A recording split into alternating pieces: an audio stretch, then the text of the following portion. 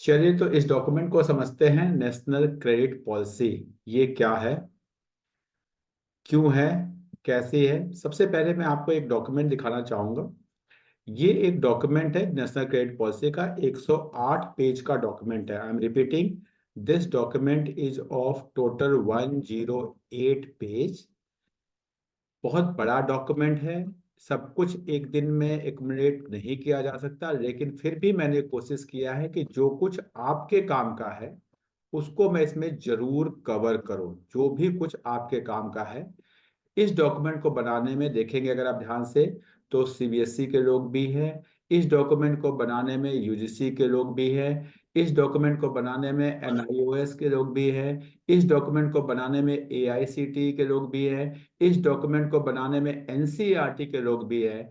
तो हर जितने भी एजुकेशन के जो एक्सट्रीम बॉडीज हैं उनकी रिप्रेजेंटेशन इस डॉक्यूमेंट को बनाने में है। बहुत इंपॉर्टेंट डॉक्यूमेंट है, 106 पेज टोटल है। इसको मैंने कोशिश किया है 20-25 स्लाइड में कंक्लूड करने का।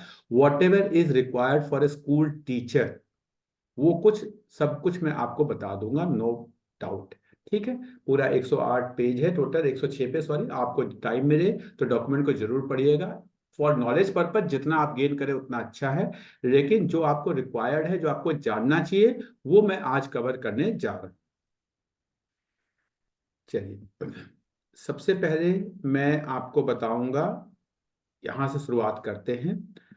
Let's start my presentation with one thing. I hope you all can see my slides. क्या मेरे स्लाइड्स आप लोग को दिख रही हैं? Any one can reply. अगर आप में से कोई भी एक रिप्लाई देगा तो मेरे को पता चल जाएगा। Yes sir. Okay, thank you very much. One thing more, क्या मेरे स्लाइड्स चेंज भी हो रही हैं सर? जी sir. Okay, thank you very much. तो मैं थोड़ा सा एडुटरी के बारे में आपको बताऊंगा, फिर मैं आपको एनसीआरएफ, नॉट एनसीएफ, एनसीआरएफ के टाइमलाइंस पे ले जाऊंगा। फिर मेन पॉइंट्स ऑफ एनसीआरएफ, फिर स्कीम ऑफ स्टडी, फिर क्रेडिट का डिस्ट्रीब्यूशन कैसे होगा उस पे जाऊंगा। और लास्ट में मैं कुछ क्वेश्चन आंसर्स, अगर आपके मन में फिर भी कोई विचार रह जाते हैं, कुछ भी आपके मन में डाउट्स होते हैं, I will try to cover each and every question, every doubt, if you have something in your mind. Now, हमारी एक छोटी सी ऑर्गेनाइजेशन है जिसका नाम है एडुट्री। एडुट्री में हम बच्चों की करियर काउंसलिंग करते हैं, डिफरेंट स्कूल्स में जाके करते हैं, वन बाय वन करते हैं। मेरा गुड़गांव में अपना ऑफिस है, हम यहाँ पे भी बच्चों के करते हैं। टीचर्स ट्रेनिंग प्रोग्राम बहुत सारे करते हैं हम लोग, बहुत सारे स्कूलों में करते हैं। इंटर्नशिप्स करते हैं। अभी मैं आप लोग के नॉलेज के लिए बता रहा हूँ, क्लास 11th के बच्चों के लिए लास्ट वीक ऑफ दिसंबर में जो विंटर ब्रेक होता है, इंटर्नशिप हम लोग शुरू कर रहे हैं। फ्री ऑफ कॉस्ट होती है, लर्निंग बहुत अच्छी होती है। अगर आपके स्कूल के बच्चे ज्वाइन करना चाहें तो प्लीज जरूर ज्वाइन कराइएगा, वो उसकी लर्निंग उनके लिए अच्छी होगी। ठीक है। और उसके बाद फिर हम लोग कॉर्पोरेट्स के लिए भी कुछ काम करते हैं, जिसमें फाइनेंशियल लिटरेसी पे काम करते हैं। स्कूलों में भी फाइनेंशियल लिटरेसी वगैरह पे हम काम करते हैं, कॉलेज में काम करते हैं। तो इनसे रिलेटेड हमारे ऑर्गेनाइजेशन काम करते हैं। हमारे ऑर्गेनाइजेशन एमएसएमई रजिस्टर्ड है, हमारे ऑर्गेनाइजेशन आईएसओ सर्टिफाइड है। हम आपके ट्रेनिंग्स के सर्टिफिकेट देते हैं जो कि आपके हर तरह से वैध है। वैध मतलब जो कि जैसे सीबीएसई आपसे कहता है कि आपको 50 आवर्स की ट्रेनिंग करनी है एवरी ईयर, तो आप हमारी ट्रेनिंग जब करते हैं तो इसके सर्टिफिकेशन भी आप उसमें लगा सकते हैं, और वो पूरी तरह उसको माना जाता है। तो आज जो आप कोर्स कर रहे हैं, अगर आपने रजिस्टर्ड किया है इसमें गूगल फॉर्म में, तो आपको सर्टिफिकेट अपने आप आपके पास पहुंच जाएगा। नहीं किया है तो प्लीज लेट मी नो, आपको सर्टिफिकेट में अलग से इशू कर दूंगा।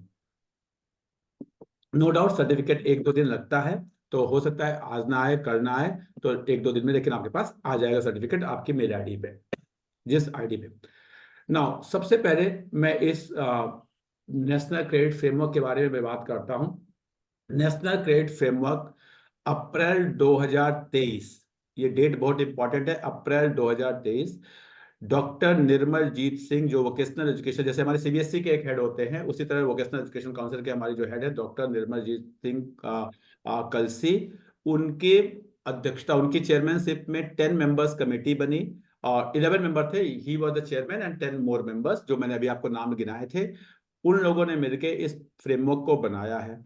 इस फ्रेमवर्क में बताया गया, एक चीज बड़ी अच्छी बताई गई कि जी हाँ, फ्रेमवर्क तो बना रहे, लेकिन क्रेडिट कैसे देना है वो एजेंसी डिसाइड करेगी जिस एजेंसी के अंदर वो बच्चा होगा। आई एम रिपीटिंग, क्रेडिट होगा, ये बात इन्होंने बता दी अपने फ्रेमवर्क में, लेकिन किस चीज पे क्रेडिट देना है, कब क्रेडिट देना है, कितना क्रेडिट देना है, ये चीज डिसाइड करेगी वो एजेंसी जिसके अंदर वो बच्चा होगा। सपोज अगर स्कूल में है और सीबीएसई का बच्चा है तो सीबीएसई डिसाइड करेगी, और अगर वो कॉलेज में है तो यूनिवर्सिटी यूजीसी डिसाइड करेगी। इस तरह से जिस भी बॉडी में वो बच्चा पढ़ रहा है, जिस भी बॉडी से वो अफिलिएटेड है, वो बॉडी डिसाइड करेगी कि कैसे क्रेडिट को देना है। इसीलिए इस कमेटी के रिकमेंडेशन के बेसिस पे सीबीएसई ने एक हाई मेंबर कमेटी बनाई, जो कि 24 नवंबर को गवर्नमेंट ऑफ इंडिया ने एक लेटर भेजा सीबीएसई को कि जी हमने कहा था कि आप अपना फ्रेमवर्क डिसाइड करिए हर बॉडी को, क्या आपने डिसाइड किया। ये लेटर गया गवर्नमेंट ऑफ इंडिया से सीबीएसई को। सीबीएसई ने 4 दिन के अंदर अपना फ्रेमवर्क बना बना के स्कूलों को भेज दिया 28 तारीख को कि हम ये करने जा रहे हैं। And as per that letter which you all must have received by CBSE कि हमें तो इसी साल से करना है, ऐसा सीबीएसई ने कहा है। क्या हो पाएगा नहीं हो पाएगा मुझे नहीं लगता हो पाएगा इस साल से, लेकिन नेक्स्ट ईयर से ये पक्का होगा, इसमें कोई इफ बट नहीं है। इस साल से होगा या नहीं होगा उसमें डाउट है। मींस दे आर राइटिंग कि क्लास 9th एंड 11th में 2023-24 सेशन में भी हमें क्रेडिट्स देने हैं, लेकिन क्या हम दे पाएंगे? दे पाएंगे तो क्या वो एक्चुअल क्रेडिट होंगे या वो केवल एंड केवल मार्क्स को क्रेडिट में कन्वर्ट कर देंगे, ऐसा कुछ करेंगे? ऐसा ही होगा, बिकॉज अब साल लगभग खत्म हो चुका है। तो no doubt, but next year onwards ये बहुत अच्छे से फॉलो होगा, और आप सबको, you all are suppose to do that, तो आप सबको इसको फॉलो करना है।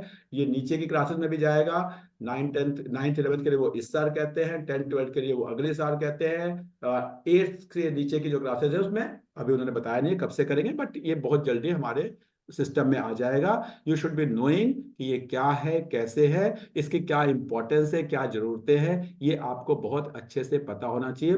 ये आपको हेल्प करेगा, एजुकेशन सिस्टम में आप हैं तो ये चीज बहुत जितनी जल्दी आप जानेंगे उसके लिए अच्छा होगा। अदरवाइज सर्कुलर पे सर्कुलर आते हैं और आप कंफ्यूजन में रहते हैं ना। सबसे पहले मैं एनईपी के पेज 5, एनईपी का पेज 5, जब भी आप एजुकेशन को समझना चाहते हैं तो एनईपी का जो डॉक्यूमेंट है 40 पेज का है, डॉक्यूमेंट बड़ा बड़ा है, उसका पेज 5 बहुत इंपॉर्टेंट डॉक्यूमेंट का पेज 5 है वो। उस पेज को जरूर बार बार पढ़िए, आपको इंडिया के एजुकेशन सिस्टम समझ में आ जाएगा कि हम क्या चाहते हैं। अगर आप पेज 5 को देखोगे तो सबसे पहले वो कहता है बच्चे के यूनिक कैपेबिलिटीज को आइडेंटिफाई करना। I am not talking about NCRF, I am talking about NEP 2020। वो कहता है यूनिक कैपेबिलिटीज को आइडेंटिफाई करना, चाहे वो एकेडमिक्स हो चाहे वो नॉन एकेडमिक्स हो। Even in case of non academic things आपके बच्चे को यूनिक कैपेबिलिटीज को आइडेंटिफाई करना। Now how this is related to NCRF I will let you know. उसके बाद फिर दूसरी चीज जो एनईपी का पेज 5 कहता है कि student should be given their own path.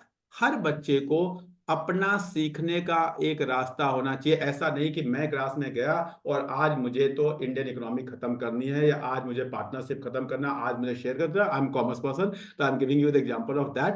What ever the subject you have, generally क्या होता है हम अपना टारगेट बना के जाते हैं, आज हमें करना है। नहीं, टारगेट बच्चे का होना चाहिए कि आज उसका क्या होना है। That NEP talks about. उसके बाद बात करते हैं, ये कहते हैं कि जी करिकुलर एरियाज और एक्स्ट्रा करिकुलर एरियाज ये दो अलग अलग चीजें मानी जाती है। वोकेशनल एजुकेशन एंड एकेडमिक्स ये दो अलग अलग चीजें मानी जाती है। इनको एक करिए, ये एक ही है, कैसे करना है वो अब अलग की बात है, बट एनईपी ने ही ये बात कहा था कि इनको एक करिए। ऐसा ना हो कि जो बच्चा पढ़ रहा है वो हायर एजुकेशन में चला गया, जो नहीं पढ़ रहा है वो वोकेशनल एजुकेशन में चला गया। जनरली इंडिया में यही होता है कि जो बच्चा पढ़ रहा है, पढ़ने वाला बच्चा साइंस ले लेता है, साइंस लेके इंजीनियरिंग करने लगता है, कॉमर्स ले लेता है, सीए करता है, और जो नहीं पढ़ने वाला बच्चा है वो एक्स्ट्रा करके वो गेम में चला जाता है। पता चला हाँ जी ये नहीं पढ़ रहा है, चलो जिसको गेम्स में वो करो या वोकेशनल एजुकेशन में करो। जनरली हम लोग इस माइंडसेट से आगे बढ़ते जा रहे हैं। हमारा माइंडसेट कुछ ऐसा ही बना हुआ है, हमें ऐसा नहीं करना है। Separation between education and vocational education, separation between curricular areas and non curricular areas को खत्म करना है, ये कहता है पेज 5 ऑफ एनईपी। अगेन जो बहुत इंपॉर्टेंट चीज कहता है पेज 5 ऑफ एनईपी, वो कहता है होलिस्टिक एजुकेशन की बात करता है। होलिस्टिक एजुकेशन केवल और केवल पढ़ाने की बात नहीं करता, बियॉन्ड स्टडीज और क्या, इसकी बात हमें देखना है, इसको हमें समझना है, ये हमें एनईपी कहता है। इसीलिए ये पेज 5 बहुत इंपॉर्टेंट है और ये आप सबको पता होना चाहिए। पेज 5 और एनईपी जितनी बार पढ़ेंगे उतनी बार आपको नई नई चीजें इससे निकल कर आती है ना। आगे चलते हैं, पेज 5 के कुछ और पॉइंट्स देता हूं, फिर मैं आगे बढ़ूंगा। पहला चीज कहता है, फिर हर जगह यही बात होती है, जितने भी आप एजुकेशन के कॉन्फ्रेंस अटेंड करेंगे, रोड लर्निंग से बाहर आइए, रियल लर्निंग पे बात करिए, एग्जाम बेस्ड लर्निंग से। ये नहीं कि आज रात को हमने सब कुछ रटा और कल सब भूल गए, आज रात को कल एग्जाम दे दिया, काम खत्म। उस चीज से हमें बाहर आना है। कैसे आना है, मैं आपको एक एग्जाम्पल के थ्रू बताता हूं। मैं 20 साल तक कॉमर्स का टीचर रहा हूं और मैं, हमारे कॉमर्स में एक सब्जेक्ट होता था बिजनेस स्टडी। बिजनेस स्टडी में एक चैप्टर होता था प्लानिंग। 20 साल तक 20 साल तक मैं प्लानिंग कैसे पढ़ाता था, और मैं आपको प्रॉमिस करता हूं अगर आप एक कॉमर्स टीचर है तो आप भी ऐसे ही पढ़ाते हैं। प्लानिंग की मेरिट, प्लानिंग की डिमेरिट, प्लानिंग के फीचर, प्लानिंग के टाइप, प्लानिंग का प्रोसेस पढ़ा दिया, प्लानिंग खत्म। बच्चे के 99 मार्क्स भी आ जाते हैं, 100 मार्क्स भी आ जाते हैं, लेकिन अगर उस बच्चे को कुछ भी प्लान करने को कह दोगे, उसे प्लान करना नहीं आता। हमारा एजुकेशन सिस्टम ऐसा है, इसमें ना बच्चे की गलती है ना टीचर के पढ़ाने वाले की गलती है, हमारा सिस्टम ही ऐसा बना हुआ है। जिसने उस प्लानिंग के मेरिट डिमेरिट फीचर मेरे सब रट लिया, उसके नंबर आ गए, वो 99 आ गया, उसका एसएससी में एडमिशन हो गया, काम खत्म। हम ऐसे ही करते हुए आ रहे हैं। क्या हमें प्लानिंग करना आया? 20 साल पढ़ा के मुझे तो नहीं आया, तो बच्चे को कहां से आएगा? तो उस सिस्टम से बाहर निकलने की बात एनईपी का पेज 5 करता है। आगे बढ़ता हूं मैं। आगे एक चीज और है, हमारे यहाँ डिग्निटी ऑफ लेबर बहुत ही एक ऐसी चीज होती जा रही है जिसको, मतलब हम लेबर को वैल्यू नहीं दे रहे, और इसीलिए हमें लेबर नहीं मिल रही। सिचुएशन ये है, हर कोई चाहता है मेरा बेटा डॉक्टर बने, इंजीनियर बने, पायलट बने, चार्टेड अकाउंटेंट बने, फॉरेन चला जाए। कोई नहीं चाहता कि हमारा बेटा कारपेंटर बने, कोई नहीं चाहता हमारा बेटा इलेक्ट्रिशियन बने, कोई नहीं चाहता हमारा बेटा प्लम्बर बने, कोई चाहता ही नहीं। लेकिन हर आदमी को घर में इलेक्ट्रिशियन भी चाहिए, प्लम्बर भी चाहिए, कारपेंटर भी चाहिए। तो फिर वो कहाँ से आएगा? आपको कारपेंटर की, प्लम्बर की, इलेक्ट्रिशियन की इम्पोर्टेंस, उसकी डिग्री को आपको समझना पड़ेगा, उसको इम्पोर्टेंस देना पड़ेगा, तभी आपके सोसाइटी में चीजें होंगी। मैं आपको बता रहा हूं, मैंने ऐसे ऐसे स्कूल देखे हैं, मैं आजकल बहुत स्कूलों को विजिट करता हूं जहां बच्चे खुद वॉशरूम साफ करते हैं। मैं गुड़गांव के, मैं नाम नहीं लेना चाहता, ऐसे स्कूलों को मैं जानता हूं जहां वीक में एक दिन बच्चे अपनी क्लासरूम को साफ करके तब घर जाते हैं। ऐसे ऐसे स्कूल हैं। और अगर आप लोग उन चीजों को इंपॉर्टेंस देंगे, उसको वैल्यू देंगे, पेरेंट्स को बताएंगे कि हाँ जी ये जरूरी है, अगर पेरेंट्स के मन में ये रहेगा नहीं जी हमारे बच्चों को क्या जरूरत है इस काम को करने की, तो ये दिक्कत तो सोसाइटी में आएगी ही आएगी। अमेरिका में भी लोग अपने बर्तन खुद धोते हैं, अपना प्लम्बिंग का काम जरूरत पड़ने पे करते हैं, छोटा मोटा इलेक्ट्रिशियन का काम भी करते हैं, सफाई भी करते हैं। ये चीजें करनी पड़ती है। जितना आप डेवलप होंगे उतना ज्यादा करनी पड़ेगी। जितना सोसाइटी डेवलप होगी, जितना इकोनॉमी डेवलप होगी, उतना ज्यादा करना पड़ेगा। जब हम अंडर डेवलप होते हैं तो उस केस में हमें लेबर उस तरह की मिलती है जो हमारा काम करे। लेकिन अगर इकोनॉमी डेवलप होगी और आप चाहते हैं कि इंडिया डेवलप हो, तो उस केस में ये काम आपको खुद छोटे मोटे करने पड़ेंगे, और बड़े काम के लिए फिर आप प्रोफेशनल्स बुलाएंगे। गलियों में आपको ये काम करने वाले लोग नहीं मिलेंगे। आगे ये कहते हैं पेज 5 पे कि ये हम जो कोऑपरेशन, कम्युनिकेशन, टीम वर्क, इनको हम इंपॉर्टेंस दें। पेज 5 पे ही ये फॉर्मेटिव असेसमेंट की बात करते हैं। आपको पता होगा सीबीएसई ने एक टाइम पे सीसी लाया था, उसके बहुत विरोध हुआ था। क्या वो सिस्टम खराब था? ऐसा बिल्कुल नहीं है। नो डाउट हमारा कुछ लिमिटेशंस है, हमारे पास रिसोर्सेज की प्रॉब्लम है। फॉर्मेटिव असेसमेंट के बिना आप कभी बच्चे के स्किल्स को टेस्ट नहीं कर सकते। एग्जामिनेशन से आप बच्चे के स्किल टेस्ट नहीं कर सकते। आपको अच्छी तरह पता है, आप सब टीचर हैं, जिस बच्चे को आप 20 में से 20 या 20 में से 19 दे देते हैं, प्रैक्टिकल में वो बच्चा 80 में से कई बार 19 लाना उसके लिए मुश्किल हो जाता है, क्योंकि हम तो असेसमेंट बेस्ड पैटर्न पे ही काम कर रहे हैं। उससे हमें बाहर निकलना पड़ेगा। शायद मुझे लगता है 25 साल से ऊपर हो गया, 20 साल से ऊपर हो गया सीबीएसई को कंप्यूटर अकाउंटिंग सिलेबस में डाले हुए, लेकिन कोई स्कूल उसको पढ़ाना नहीं चाहता। क्यों नहीं पढ़ाना चाहता? सच्चाई ये है कि हमारे टीचर्स ही ट्रेंड नहीं। हमें खुद ही नहीं पता कंप्यूटर अकाउंटिंग में क्या है, और ये मैं अपने लिए भी बता रहा हूँ, हमें खुद नहीं पता ये क्या है, कैसे पढ़ाना है, कंटेंट क्या है। इसलिए हम कहते हैं जल्दी फाइनेंशियल स्टेटमेंट एनालिसिस पढ़ा देते हैं एक्चुअल में ये यही। और बच्चे को कंप्यूटर अकाउंटिंग जब करनी होती है, एक्चुअल में जाके जब अकाउंटिंग करनी है, ना हम 11th में उसको कुछ पढ़ाते हैं, थोड़ा बहुत डीबीएमएस वगैरह थ्योरी पढ़ा के आगे बढ़ जाते हैं। उसी तरह हम 12th में भी यही करते हैं। ये मैं आपको कॉमर्स के थ्रू एग्जाम्पल दे रहा हूँ, साइंस में भी ऐसा ही होगा कुछ ना कुछ, और ह्यूमैनिटीज में भी ऐसा ही कुछ ना कुछ होगा। तो हमें, जब तक हम फॉर्मेटिव असेसमेंट पे नहीं जाएंगे, तब तक हम बच्चे स्किल्स को हम नहीं कर पाएंगे। एक्चुअल में we will not be able to develop the skill in the बच्चा। एग्जाम के थ्रू आप बच्चों में स्किल्स डेवलप नहीं कर सकते। To develop the skills there should be formative assessment. Now अब मैं आगे बढ़ता हूं। वाई नेशनल क्रेडिट फ्रेमवर्क, इसकी जरूरत कहां से महसूस हुई, क्यों रिक्वायरमेंट आई, उस पर थोड़ा सा बात करते हैं। पहली चीज, इंडिया में जो जनरल एजुकेशन और वोकेशनल एजुकेशन है, ये दो अलग अलग चीजें मानी जाती है। दो अलग अलग चीजें मानी जाती है। इसको एजुकेशन नहीं माना जाता। जो वोकेशनल एजुकेशन में चला गया उसको माना जाता है वो तो बाहर हो गया सिस्टम से। नहीं, ये दोनों एक ही चीज है। बस कोई रोटी खा रहा है और कोई चावल खा रहा है, खाना दोनों खा रहे हैं। If that type of thought process will be there, somebody is having Maggie and somebody is having some other noodles, that type of thought process will be there, तो आप कुछ कर पाएंगे। अदरवाइज वोकेशनल एजुकेशन की value खत्म होगी। Vocational education को importance नहीं देंगे तो हमारे इकोनॉमी में स्किल की प्रॉब्लम्स आएंगी ही आएंगी। दूसरी चीज, multiple entry and multiple exit. का ऐसा हो सकता है कि एक बच्चे ने 11th तक पढ़ा, उसके बाद वो एग्जिट कर गया, आज उसके 4 साल बाद उसको लगता है कि नहीं, I have to continue my education, what to do. हमारे यहाँ बहुत होगा तो शायद उसे 11th में आकर दोबारा एडमिशन लेना पड़ेगा और फिर वो आगे पढ़ेगा। बहुत ये है। नहीं जी, नेशनल क्रेडिट फ्रेमवर्क कहता है इसकी जरूरत नहीं है। अगर आपने 11th के बाद एग्जिट कर गए, आप कहीं जाके कोई स्किल पे काम करने लगे।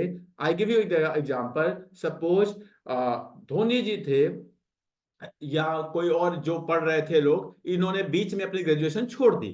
अब ग्रेजुएशन को अगर बीच में छोड़ दिया तो वो आगे ग्रेजुएट नहीं हुए, उनको ग्रेजुएशन की डिग्री नहीं मिली। तो अगर वो क्रिकेट खेलने लगे तो 2 साल क्रिकेट खेलने में क्या उनको कोई स्किल्स डेवलप हुए?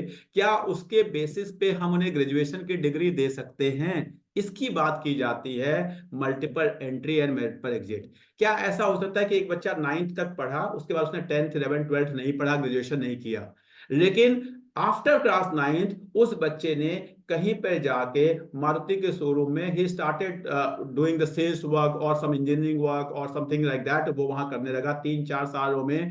That skill has been developed into the child कि जी अब उसको ऐसा कहते हैं बेसिक रिक्वायरमेंट हो गई कि हम सीधे उसको पोस्ट ग्रेजुएशन में एडमिशन दे दें। अभी क्या होता है, उस समय क्या होगा, उसका डिफरेंट स्किल पे बात होगी, डिग्रियों पे बात नहीं होगी, ईयर्स पे बात नहीं होगी।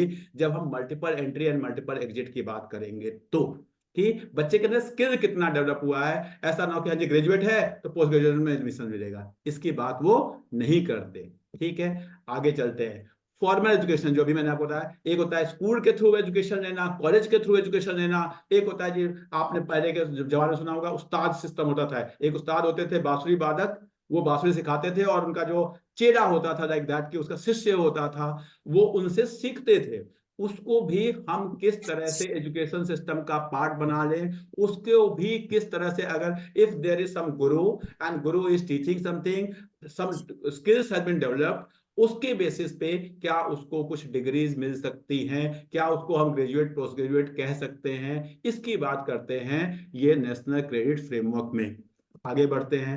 फिर ये कहते हैं कि जी अगर कोई बच्चा काम कर रहा है वर्क एक्स ले रहा है, तो उसके बेसिस पे भी हम बच्चों को 10th पास, 12th पास, ग्रेजुएट, पोस्ट ग्रेजुएट कहें, ना कि केवल जिसने एग्जाम पास किया। अभी है जिसने 10th का बोर्ड दिया वो 10th पास, जिसने 12th का बोर्ड दिया वो 12th पास, जिसने ग्रेजुएशन किसी यूनिवर्सिटी से किया वो ग्रेजुएट, और जिसने पोस्ट ग्रेजुएशन किया वो पोस्ट ग्रेजुएट। नो, ये कहते हैं कि अगर एक बच्चा 8th के बाद चला गया जी, कहीं पे काम करने लगा, अब काम करते करते उसने 10 सालों में इतनी स्किल डेवलप कर ली कि उसको हम पोस्ट ग्रेजुएशन की डिग्री दे सकते हैं, उसको हम पोस्ट ग्रेजुएट कह सकते हैं, उसको हम ग्रेजुएट कह सकते हैं।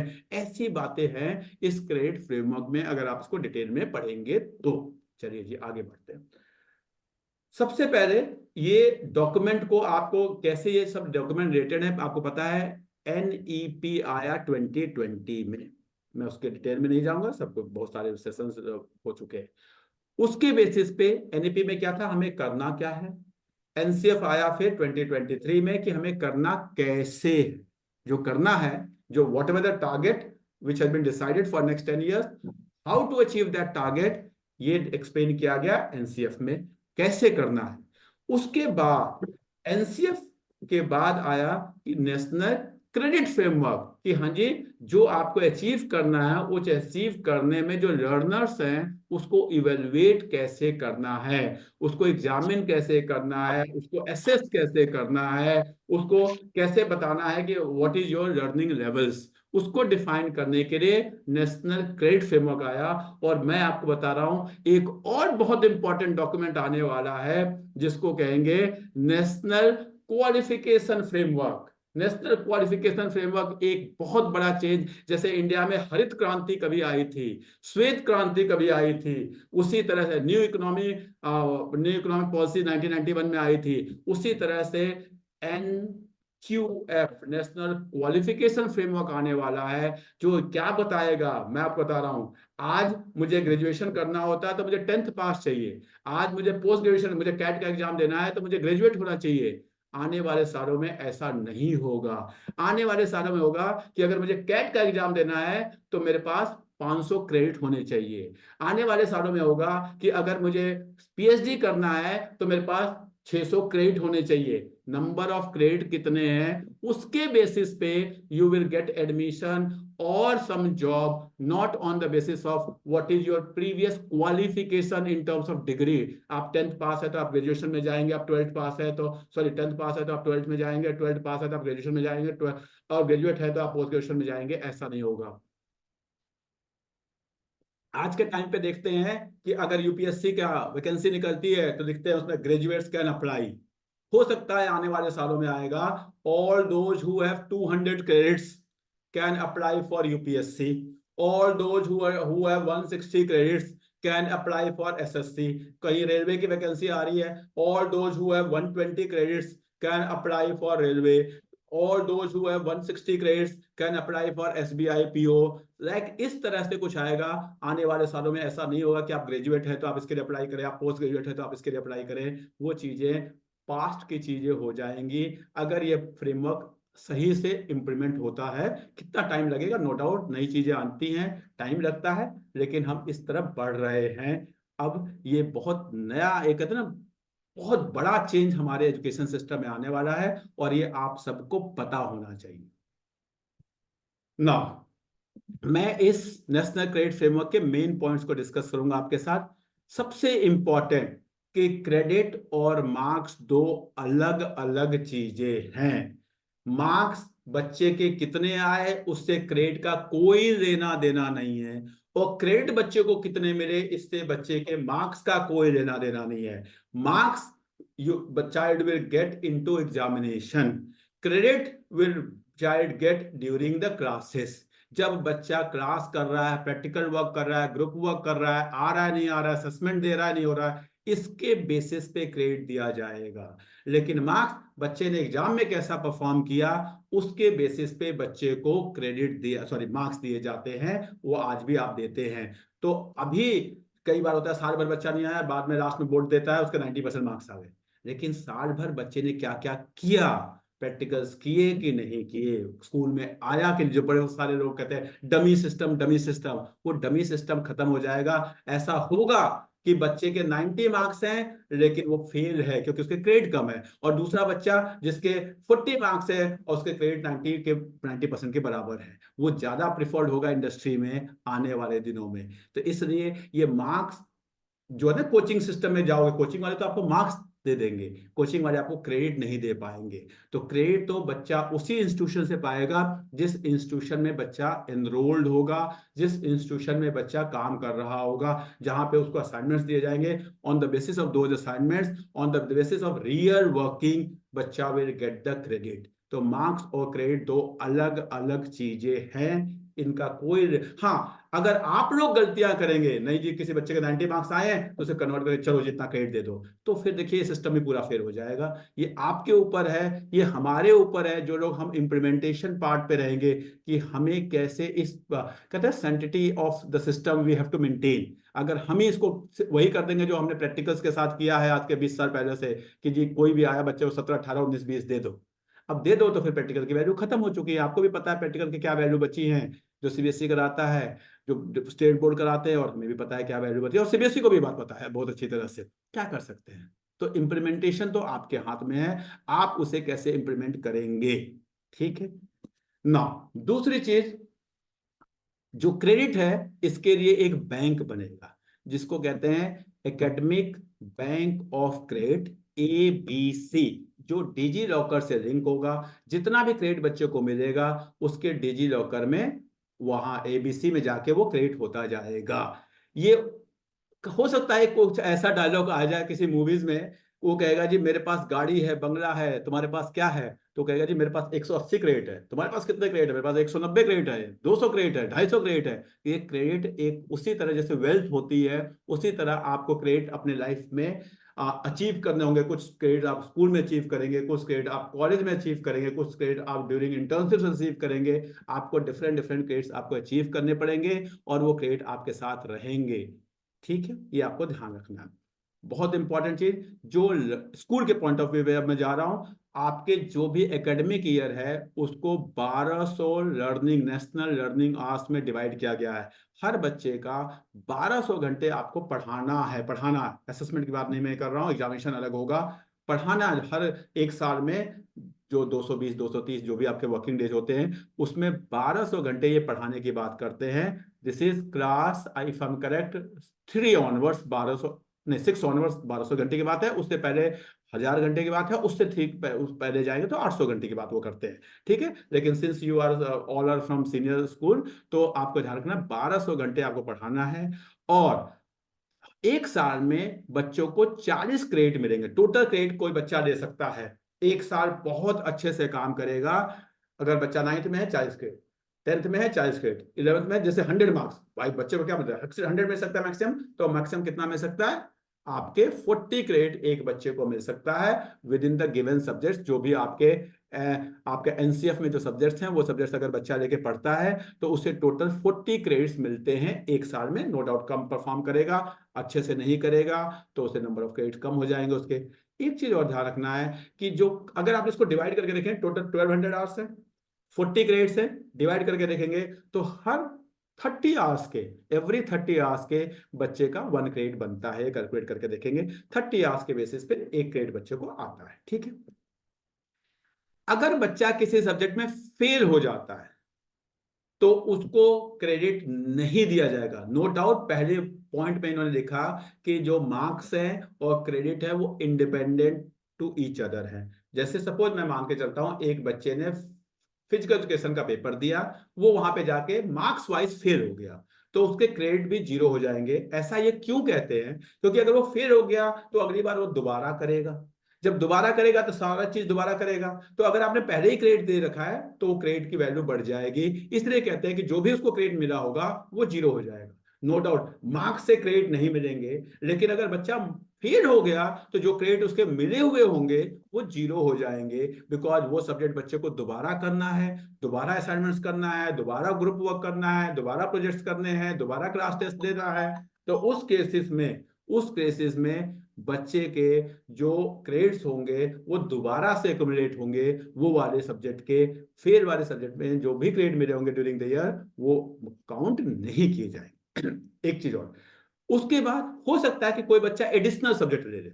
सपोज मेरे एक 10th के बच्चे के पास 5 सब्जेक्ट है आज के टाइम पे, 5 सब्जेक्ट है, या इन्होंने कहा कि भाई 40 क्रेडिट मिलेंगे।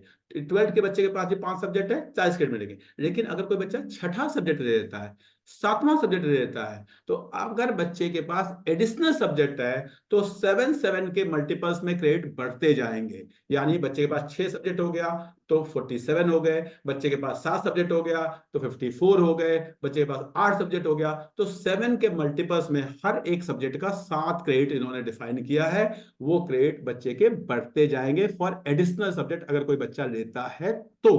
ठीक है, कई बार बच्चे 6 सब्जेक्ट वगैरह लेते हैं तो उनके पॉइंट ऑफ व्यू से उन्होंने लिखा है ना। फिर कहते हैं कि जो क्रेडिट होंगे वो सब्जेक्ट टू असेसमेंट होंगे। ऐसी कोई भी चीज जिसको आप मेजर नहीं कर सकते। सपोज बच्चों ने ग्रुप में काम किया, भाई कैसा किया, क्या आप उसको मेजर कर पा रहे हैं, एक बच्चे का कंट्रीब्यूशन उसमें कितना है। जब आप अपना लेसन प्लान बनाएं तो आपको इस चीज को ध्यान रखना है, लर्निंग ऑब्जेक्टिव्स को इस तरह से प्लान करना है कि आप बच्चे की लर्निंग को एसेस कर पाए। No, I am not talking about pen and paper assessment, I am talking about your formative assessment. अगर आप उसको एसेस कर पाएंगे तभी आप उसको क्रेडिट दे पाएंगे। ऐसी कोई भी चीज जिसको आप एसेस नहीं करते, जिसका असेसमेंट नहीं हो सकता, उसको आप क्रेडिट नहीं, उसके लिए आप क्रेडिट अलॉट नहीं कर सकते। उसके बाद ये कहते हैं कि ध्यान हर बच्चे का मिनिमम अटेंडेंस फिक्स करना है। इन्होंने एक क्राइटेरिया है कि 75% से वो ऊपर, आप 80 कर दीजिए, आप 85 कर दीजिए, 90 कर। नेशनल क्रेडिट फ्रेमवर्क ने क्लियर कहा है हर इंस्टीट्यूशन को अपना क्रेडिट पॉलिसी बनानी है कि भाई हम किस बेसिस पे क्रेडिट देंगे, वो बनाना है। तो यहाँ पे कहते हैं कि अटेंडेंस आप फिक्स कीजिए, हम आपको एक गाइडलाइन देते हैं कि वो फिक्स जो आप करोगे वो 75% के नीचे नहीं होना चाहिए। यानी वो 75 हो सकता है, 78 हो सकता है, 80 हो सकता है, 85 हो सकता है, कुछ भी हो सकता है, एटलीस्ट 75 तो आपको करना ही करना है। और बहुत अच्छी चीज उन्होंने कहा कि यहाँ पर एक ही क्रेडिट फ्रेमवर्क होगा, वही क्रेडिट फ्रेमवर्क स्कूल में भी चलेगा, वोकेशनल एजुकेशन में भी चलेगा, स्किल एजुकेशन में भी चलेगा, यूनिवर्सिटी में भी चलेगा, आईएम में भी चलेगा, आईआईटी में भी चलेगा। अलग अलग क्रेडिट फ्रेमवर्क्स नहीं बनेंगे। जैसे अगर आपको पता हो नेशनल करिकुलम फ्रेमवर्क अलग अलग है, अगर एलिमेंट्री एजुकेशन के लिए अलग है, स्कूल एजुकेशन के लिए अलग है, एंड हायर एजुकेशन के लिए अलग है। लेकिन credit framework for all system is one and same. आगे बढ़ते हैं। पहली चीज, क्रेडिट्स देते समय किन किन चीजों पे आप क्रेडिट दे सकते हैं। एक कहते हैं करिकुलर एरियाज में अगर आप देखो तो थ्योरी पे भी दे सकते हैं, प्रैक्टिकल्स पे दे सकते हैं, ग्रुप वर्क पे दे सकते हैं, फील्ड वर्क पे दे सकते हैं। ये करिकुलर एरियाज में इन्होंने गाइडलाइंस दी है, बाकी और भी स्कूल जो सीबीएसई है वो डिफाइन कर सकती है। फिर कहते हैं एक्स्ट्रा करिकुलर में देखते हैं तो आर्ट पे क्रेडिट दे सकते हैं, स्पोर्ट्स पे क्रेडिट दे सकते हैं, कंपटीशंस पे क्रेडिट दे सकते हैं। इनके बेसिस पे आप क्रेडिट डिफाइन करेंगे। ऐसा ना हो कि एक बच्चा गया ओलंपियाड में, उसके नेशनल टॉपर बन गया, आपको एक मेडल दे दिया, उसके बाद वो खत्म नहीं जी। वो नेशनल टॉपर बना तो उसके कितने क्रेडिट होते हैं, किस ओलंपियाड के, नेशनल टॉपर के, स्टेट टॉपर के, डिस्ट्रिक्ट टॉपर के क्या क्रेडिट बनते हैं, वो क्रेडिट बच्चे को मिलने चाहिए। ये नहीं कि हाँ जी असेंबली में उसको मेडल पहना दिया, जो उसको सर्टिफिकेट मिला है, काम खत्म, अगले साल किसी को पता भी नहीं। इसीलिए अगर कोई बच्चा किसी दूसरे स्कूल में जाके कंपटीशन में जीत कर आता है, हम क्या करते हैं, हम उसको असेंबली में एक सर्टिफिकेट दे देते हैं, हाँ जी जीत गए जीत गए। उसके बाद अगले साल क्या उसका कोई रिकॉर्ड होता है उस बच्चे के पास? कोई नहीं होता। अगर कभी वो कल को अपना रिज्यूम बनाता है उसमें कहीं लिख देता है वो अलग बात है, लेकिन क्या उसको उसका कुछ बेनिफिट मिलना चाहिए इन terms of numbers, in terms of credit, वो इसकी बात करते हैं कि नहीं जी जो स्कूल कंपटीशंस होते हैं, स्पोर्ट्स होते हैं, आर्ट होता है, ड्रामा होता है, एनुअल फंक्शन होता है, उसमें बच्चा कैसा कर रहा है उसको भी आपको क्रेडिट्स अलॉट करने हैं। नौ, फिर बात करते हैं वोकेशनल एजुकेशन की बात करते हैं। वोकेशनल एजुकेशन को अगर आपको पता है एनसीक्यूएफ में 3 पार्ट में बांटा गया है। Vocational education related to life, vocational education related to machine and material, vocational education related to services. उनको भी आपको क्रेडिट्स अलॉट करने हैं। उसके बाद ये बात करते हैं कि जी बच्चा अगर कुछ इंटर्नशिप्स वगैरह करता है, अगर वो कॉर्पोरेट वर्क करता है, अगर वो कहीं जाके एनजीओ में काम करता है, तो उनके भी आपको क्रेडिट्स अलॉट करने हैं। ना अब जो करिकुलम आपके पास आता है, अगर आपने देखा होगा सीबीएसई आप जनरली करती थी, अब एनसीईआरटी करेगी, तो करिकुलम में लिखा होता था कि ये टॉपिक है, पढ़ाना है और इसके इतने मार्क्स होने चाहिए। इस तरह से करिकुलम हर साल इशू होता है। अब कहते हैं कि जब नया करिकुलम आएगा तो उस नए करिकुलम में तीन चार चीजें बहुत इंपॉर्टेंट है। जो पढ़ाना है, वो मैंने आपको कॉमर्स का एक एग्जांपल दिया, it can be anything, any subject, कि क्या पढ़ाना है, उसको कैसे पढ़ाना है, कैसे पेडागोजी रखनी है, कि इसमें टूर, स्कूल का टूर जाएगा, इसमें फील्ड वर्क होगा, इसमें क्लासरूम टीचिंग होगी, इसमें प्रोजेक्ट वर्क होगा, पेडागोजी विल बी देयर, वो आपको डिफाइन करना है। उसके बाद उसको वो कितने नेशनल आवर्स देंगे, मैंने आपको बताया there are 1200 national hours in a year, उसमें से कितने नेशनल आवर उस पर्टिकुलर टॉपिक को देंगे, उसके कितने मार्क्स होंगे और उसके कितने क्रेडिट्स होंगे, ये आपको डिफाइन करना है in the curriculum itself. I am repeating, for the curriculum, जो भी करिकुलम रिलीज होगा, जो भी करिकुलम आप बनाएंगे, जब करिकुलम आपके पास आता है, तो आपको उस करिकुलम का पेडागोजी, आर्ट्स डिवोटेड, जनरली हम लोग बेस स्कूल में माइक्रो मैक्रो प्लान बनाते हैं, तो नंबर ऑफ पीरियड्स रिक्वायर्ड ये वो लिखते हैं, तो उसको नेशनल आर्ट्स इन्होंने नाम दे दिया। फिर उसके मार्क्स कितने होंगे उस पर्टिकुलर टॉपिक के, और उसके कितने क्रेडिट्स होंगे, ये उसका एक स्कीम ऑफ स्टडी जब आप बनाएंगे तो इस तरह से डिवीजन करके वो आएगा। आगे बढ़ते हैं, एक चीज ध्यान रखना है, देखिएगा, जो क्रेडिट होगा वो एक नोट की तरह होगा। जैसे मेरे पास 2 के नोट, 4 के नोट, 10 के नोट, 4 के तो नोट होते नहीं, 5 के नोट, 10 के नोट, 20 के नोट, हो मेरे पास कितने नोट हैं वो भी इंपॉर्टेंट है। और वो जो नोट हैं वो कितने डिनोमिनेशन के हैं वो भी इंपॉर्टेंट है। Both things are very required, very important. I am telling how many notes of what denomination. ये कहते हैं जो क्रेडिट तो मिलेंगे, नाइन्थ में भी बच्चे को 40 क्रेडिट मिलेगा, 10th में भी 40 क्रेडिट मिलेगा, 11th में भी 40 मिलेगा, 12th में भी 40 मिलेगा, 8th में भी 40 मिलेगा, इवन ग्रेजुएशन में भी पार्ट 1 में 40, पार्ट 2 में 40, पार्ट 3 में 40, पार्ट 4 में 40, पोस्ट ग्रेजुएशन में 40, ऐसे करते हुए बच्चे को क्रेडिट मिलेंगे। बट ये तो नंबर ऑफ नोट्स है, नंबर ऑफ नोट 40 नोट है, लेकिन हर नोट की वैल्यू अलग होगी। जो नाइन्थ में नोट मिल रहा है, जो क्रेडिट मिल रहा है 40 क्रेडिट, हर नोट की वैल्यू 2.5 है, 2.5 है। आप क्रेडिट फ्रेमवर्क को देखेंगे तो उसमें लिखा हुआ है एवरी क्रेडिट का जो डिनोमिनेशन है वो 2.5 है। 10th वाले क्रेडिट का डिनोमिनेशन जो है वो 3 है, 11th वाले का 3.5 है, 12th वाले का 4 है। उसी तरह ग्रेजुएशन में जाते हैं तो 4.5, देन 5, देन 6, ऐसे करते हुए वो आगे बढ़ते हैं। ठीक है, तो आपको पता होना चाहिए कि कितने नोट हैं। हमें नाइन्थ में भी 40 नोट मिल सकते हैं मैक्सिमम, लेकिन उस 40 नोट की वैल्यू जो होगी 40 इंटू 2.5 यानी 100 क्रेडिट पॉइंट्स बन जाएंगे। और अगर मुझे 10th में 40 क्रेडिट मिलते हैं, पूरे के पूरे मिल जाते हैं, तो उसकी वैल्यू 120 होगी, 9 की 40, सॉरी 100 होगी, जो कि 9th में थे। तो कितने नोट्स मिले वो भी इंपॉर्टेंट है, और उसकी ड्यूरेशन जो मुझे मिले हैं वो कौन सी क्लास में मिले, कौन से तरह, एक बच्चा असाइनमेंट कर रहा है ग्रेजुएशन का, दूसरा बच्चा असाइनमेंट कर रहा है 9th का, तो उनका डिफरेंस होना चाहिए। जिसने 9th का असाइनमेंट किया है उसको जो नोट मिल रहे हैं उसका डिनोमिनेशन अलग होगा, और जिसने ग्रेजुएशन में जाके असाइनमेंट किया उसके जो नोट मिल रहे हैं उसका डिनोमिनेशन अलग होगा। तो इन्होंने हर क्लास के क्रेडिट्स के डिनोमिनेशन भी डिफाइन किए हुए हैं नेशनल क्रेडिट फ्रेमवर्क में। मैंने 9, 10, 11, 12 केवल लिया है क्योंकि आप लोग स्कूल से रिलेटेड है, आपके पॉइंट ऑफ व्यू से इंपॉर्टेंट है। 9th में 2.5 है, 10th में 3 है, 11th में 3.5 है, एंड 12th में 4 है। उस नोट की वैल्यू, उस क्रेडिट की वैल्यू, ऐसे जान लो कि नोट है मेरे पास 40 नोट है, और उस नोट की 5 रुपए वाले नोट है, या 10 रुपए वाले नोट है, या 20 रुपए वाले नोट है, ऐसे समझोगे तो आपको आसानी से समझ में आ जाएगा ना। देखिए जरा, जो बच्चे की मार्कशीट बनेगी जब बच्चा 12th पास कर जाएगा, 10th पास कर जाएगा, 8th पास कर जाएगा, ग्रेजुएट हो जाएगा, तो अभी जो बच्चे की मार्कशीट आती है उसमें ये शुरू के 4 कॉलम्स होते हैं। ध्यान से देखिए, बच्चे की मार्कशीट जब आती है बोर्ड से तो उसमें थ्योरी के मार्क्स होते हैं, प्रैक्टिकल के मार्क्स होते हैं, टोटल मार्क्स होते हैं, और ग्रेड्स होते हैं। ये 4 चीजें बच्चे की मार्कशीट में होते हैं। आने वाले सालों में जब मार्कशीट बच्चे की बनेगी तो उसमें एक 5वां कॉलम होगा क्रेडिट, और वो क्रेडिट जो होगा वो इंडिपेंडेंट ऑफ मार्क्स होगा। ऐसा जरूरी नहीं है कि जिसके 99 या 100 मार्क्स आ रहे हैं उसका क्रेडिट भी पूरे साथ हो सकता है कि मार्क्स तो सब्जेक्ट में 100 हैं, लेकिन जो क्रेडिट है वो 6 ही रह गया, या 5 ही रह गया, या 2 ही रह गया। On the other hand, a child getting 40% marks और 50% मार्क्स may get credit जो है पूरे 7 के 7 क्रेडिट उसको मिल जाएंगे। किस सब्जेक्ट में कितने क्रेडिट है मैं भी आपको बताऊंगा, लेकिन फिलहाल आप जान लो कि मैक्सिमम मार्क्स मिल जाने का मतलब कहीं से नहीं है कि मैक्सिमम क्रेडिट भी मिल जाएगा, और मैक्सिमम क्रेडिट मिल जाने का मतलब कहीं से नहीं है कि मैक्सिमम मार्क्स भी मिल जाएगा, because these two things are independent to each other. ये हमें पता होना चाहिए, ये हमें जानना है। आई होप ये मैंने आपको एक 9th क्लास मार्कशीट का एग्जाम्पल दिया है। अब चलते हैं, बात करते हैं जो सीबीएसई ने जो सर्कुलर निकाला था 30 तारीख को।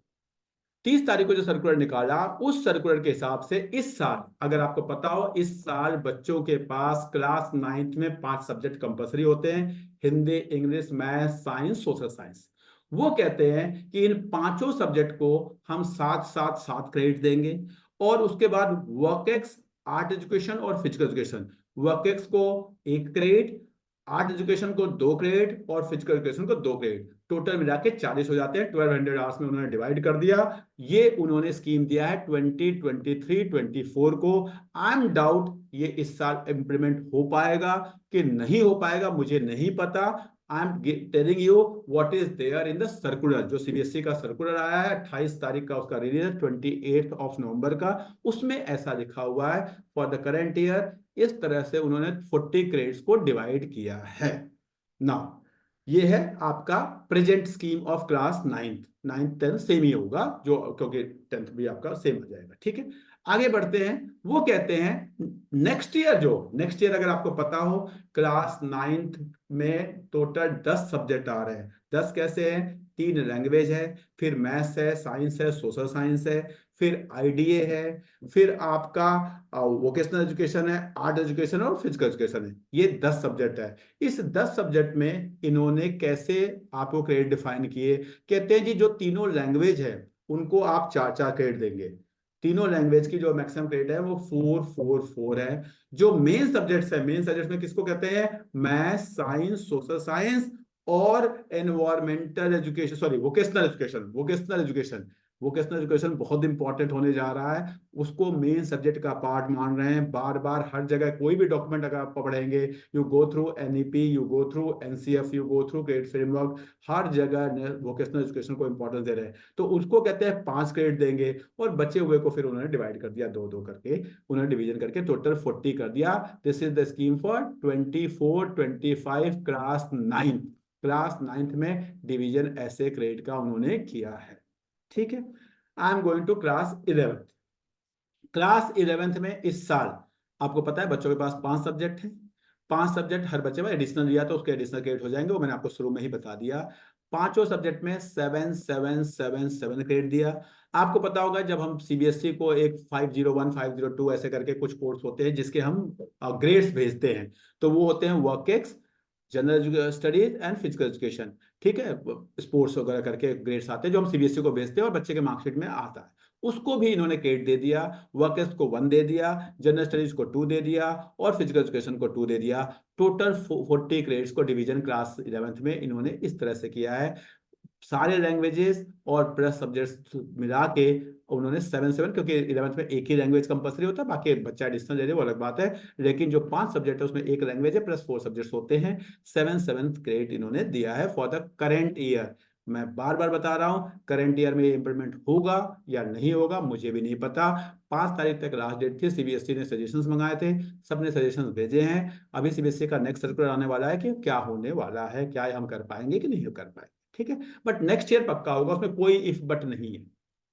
Now if you think about 24-25, this is the next year. Next year में अगर आपको पता है क्लास 11th में 2 लैंग्वेज कंपलसरी हैं, एक नेटिव लैंग्वेज प्लस एक अनदर लैंग्वेज। ये कहते हैं दोनों को आप 6 6 क्रेडिट दीजिए, प्लस जो 4 सब्जेक्ट्स हैं, जैसे कॉमर्स का बच्चा है तो accounts, economics, business study, mathematics generally होता है। साइंस का बच्चा है तो फिजिक्स, केमिस्ट्री, मैथ्स और बायो हो जाए, या फिजिकल एजुकेशन हो जाए, या पीसीबी प्लस कुछ होता है। तो कहते हैं बाकी सब्जेक्ट को आप 7 7 7 क्रेडिट दीजिए, प्लस जो दोनों लैंग्वेजेस हैं उसको 6 6 क्रेडिट दीजिए। इस तरह से उन्होंने क्रेडिट का डिवीजन दिया है। अब आपको इस 7 क्रेडिट को chapter wise, topic wise, national arts wise division करना है। ताकि हाँ जी हम ये असाइनमेंट देंगे, जो बच्चा इतने असाइनमेंट सबमिट करेगा उसे हम 1 क्रेडिट देंगे, जो बच्चा ये होमवर्क करेगा उसे हम इतना क्रेडिट देंगे, जो बच्चा हमारा प्रोजेक्ट सबमिट करेगा वो आपको करना पड़ेगा, तब आप जाके इसको सही से इम्प्लीमेंट कर पाएंगे। मेरा आप लोगों से हम्बल रिक्वेस्ट है, ये बहुत अच्छी चीज आने वाली है, इसको ना कहते हैं ना ट्रू सेंस में इसको इम्प्लीमेंट करेंगे तो ये आपके हाथ में एक हथियार है, दोनों चीज, बच्चों को अपने साथ लेके चलने का भी और प्लस बच्चों को फ्यूचर के लिए प्रिपेयर करने का भी। मैंने कोशिश किया, मैं आप लोग के क्वेश्चंस लूंगा अभी, मैंने कोशिश किया 40-45 मिनट्स में पूरे फ्रेमवर्क को समझाने का, है क्या क्या इसका विजन है, कैसे क्रेडिट का डिस्ट्रीब्यूशन है, ये सारी चीजें। अब आपके मन में कोई भी क्वेश्चन है तो आप मुझसे पूछ सकते हैं, मेरा नंबर, मोबाइल नंबर सब कुछ आपके पास है, कुछ भी आपके मन में है तो आप फ्यूचर में भी पूछ सकते हैं, लेकिन अभी आपके मन में कोई क्वेश्चन है तो प्लीज आप पूछेंगे, जरूर बताएंगे कि जो मैंने आपके 40-45 मिनट्स दिए हैं क्या ये फ्रूटफुल थे कि नहीं थे, और अगर मैंने कुछ छोड़ दिया है तो आप मुझसे पूछेंगे। यस मैम, बिंदु ma'am please. First of all, good evening, everyone, and thank you so much, sir, for providing a very good and informative session over here. Thank you ma'am, Uh, thank you very much ma'am.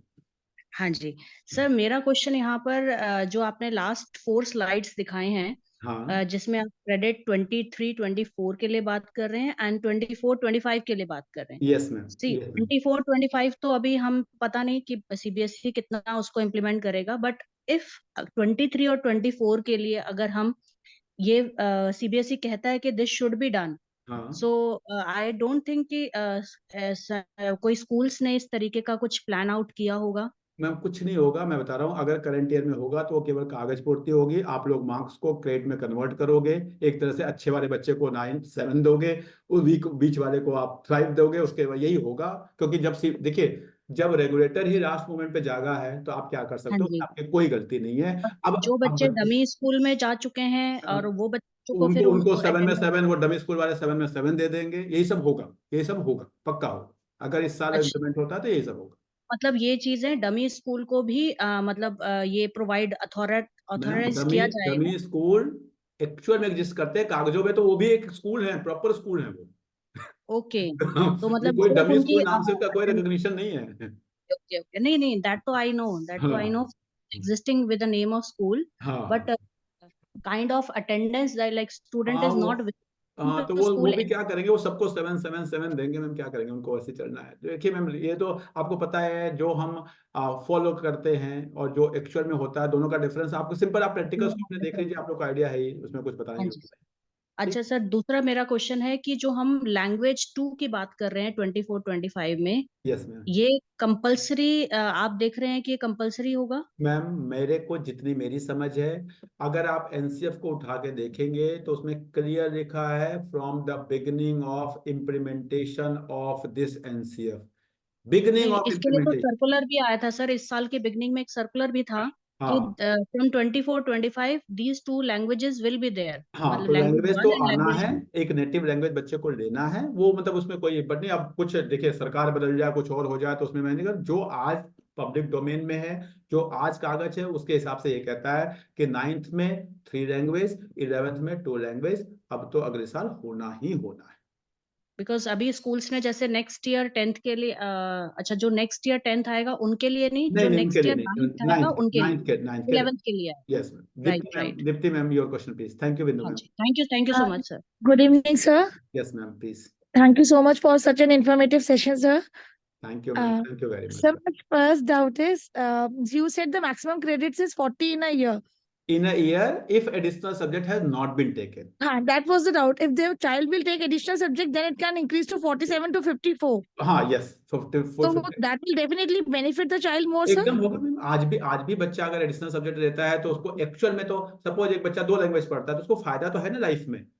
तो ये credit को क्या Right. है, actual में जो फायदा बच्चे को होता है, सपोज एक बच्चा साइंस वाला पीसीएमबी ले लेता है तो उसको Hmm. एक आगे चल के नीट में उसको फायदा हो जाता है, बिकॉज उसको फिजिक्स का पेपर करना, अटेम्प्ट करना आसान हो जाता है। तो एक्चुअल में वो Right, जो sir. फायदा है वो उसको, वो कहते हैं नंबर्स में कहीं आ जाए, उसके लिए क्रेडिट का Yes, sir. सिस्टम बनाया गया है, तो वो फायदा। Okay. ठीक है। And sir, one more doubt. You said it will be left to the institution कि वो अपना criteria क्या रखते हैं, जैसे आपने attendance का बताया minimum 75, but then they can keep it to be 80 or 85 also. हाँ, institution means Governing institution, not the school. Governing institution means CBSE for you. Okay, so that would create, that was the doubt sir, कि फिर तो uniformity नहीं रहेगी अगर school to हाँ school हो हाँ, नहीं जाता नहीं, गवर्निंग इंस्टीट्यूशन। अगर हम वहाँ की बात करें यूनिवर्सिटी की, तो वहाँ पे आपका यूजीसी होगा। अगर हम कोई प्रोफेशनल कॉलेजेस की बात करें, तो वहाँ AICTE डिफाइन करेगा। आप डिफाइन नहीं करेंगे कि हम अपने स्कूल में ऐसा कर दें, ऐसा नहीं होगा। ठीक है। Alright sir, thank you so much sir. Vinod thank Singh ji please. इसके लिए क्या? विनोद सिंह जी, आपका question please. Madhuri Chhabra ji. Sir मैं पूछ सकती हूँ? Yes ma'am, please ma'am. Good evening, sir. Good evening Rajni ma'am, मैं देता हूँ अभी। Madhuri ma'am please. Thank you so much, sir. It was a lovely session. बहुत काफी clarity मिली काफी points पर। सर मेरा क्वेश्चन ये है कि आपने बोला कि क्रेडिट्स और मार्क्स का कोई रिलेशन नहीं होगा। So how exactly are we suppose to give credits to the children? जैसे मैं अकाउंटेंसी अगर पढ़ाती हूँ 12th में और 11th में, तो जैसे 7 क्रेडिट्स हैं अगर अकाउंटेंसी के, तो मेरा क्या बेसिस होगा वो क्रेडिट्स देने का बच्चे अभी को? आपने ऐसा देखा है कि एक बच्चा क्लास में आप क्वेश्चन देते हैं, जल्दी जल्दी करता है और बड़े अच्छे से जी आपको क्वेश्चन दिखा देता है, कि पेपर देने जाता है तो उसके मार्क्स ही नहीं आते? कभी आपको ऐसा फील जी जी, बिल्कुल बिल्कुल सर, हाँ, मल्टीपल तो टाइम्स। ये आपको जब वो फील हुआ ना कि बच्चा बहुत अच्छे से कर रहा है, बस उसको आपको क्रेडिट देना है। ओके तो क्रेडिट देना ओके, कि जब वो क्वेश्चन कर रहा है, लव क्वेश्चन करा रहे हैं और क्वेश्चन कर रहा है, तो आपको क्रेडिट देना है। जी ऑन द अदर हैंड, दूसरा बच्चा जो आप क्वेश्चन करा रहे हैं, वो क्वेश्चन नहीं कर पा रहा है या नहीं कर रहा है, दो सिचुएशन होते हैं, या कर नहीं पा रहा है या कर ही नहीं रहा है, अपना टाइम वेस्ट कर रहा है, तो उसको क्रेडिट नहीं देना है। आपको तो ऐसे डिफाइन करना है। और ठीक है। Okay, thank you so much sir, thank thank you, you. Thank you. Rajni ma'am. जी सर। नमस्कार मैम। सर नमस्कार। पहले तो बहुत अप्रिशिएट करूंगी आपकी एफर्ट को, thank you ma'am, thank you लेकिन वेरी मच। इसके साथ साथ बहुत सारे क्वेरीज और डाउट्स भी क्रिएट हो रहे हैं जो कि अभी क्लियर करने हैं। Yes ma'am sir please. मुझे सबसे पहले जो मल्टीपल एंट्री और मल्टीपल एग्जिट वाला पॉइंट है, हाँ वो थोड़ा सा क्लियर करिए कि उसकी क्या, उसको कैसे करेंगे आप? मैम, सपोज मैं आपको एक एग्जांपल देती हूँ। सपोज एक बच्चा 6th क्लास में छोड़ गया स्कूल ठीक है, और 4 साल तक उसने कुछ नहीं किया, ठीक है, वो घर में था, ठीक है, ठीक है, कुछ नहीं किया। अब 4 साल बाद उसे लगता है कि हाँ नहीं मुझे पढ़ना चाहिए। ठीक है। अब वो 4 साल बाद क्या 10th में एडमिशन लेगा, 6th में लेगा? उसकी एज अप्रोप्रिएटनेस देखी जाएगी या नहीं देखी जाएगी? ये सारे पॉइंट्स मतलब कैसे डिसाइड ठीक है, हो? मैं बता रहा हूँ। देखिए, इन्होंने क्या कहा, अभी मैं आपको बता रहा हूँ, एक फ्रेमवर्क आने वाला है, नेशनल क्वालिफिकेशन क्वालिफिकेशन फ्रेमवर्क, मैंने फ्रेमवर्क, बताया। ठीक है। वो अब सपोज मैं हूँ, मेरा नाम है मान लो अंसर यूनिवर्सिटी।